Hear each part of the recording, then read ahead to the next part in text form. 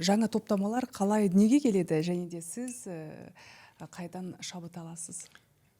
Өте жақсы сұрақ. Соңғы кезде ізді-ізіне өте көптеген жаңа топтамалар шығып жатыр.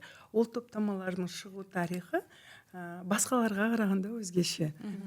Несімен өзгеше дейік? Мысалы, біздер Петропавлда ашылатын болса, ол Ботай мәдениеті. Яғни, біз өзіміздің, біз не аламыз деп бармаймыз кез келген қалаға барғанда. Біз не бере аламыз деп барамыз.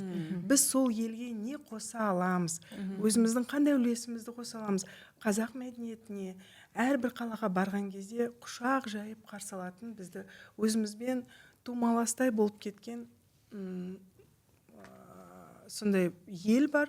Сол елге өзіміздің бір сыйымызды ала барамыз. Ал ол сый жаңа топтама. Мысалы, Өскеменге барғанда біз берел алтынын алып бардық. Петропавлға барғанда біздер Ботайды алып бардық.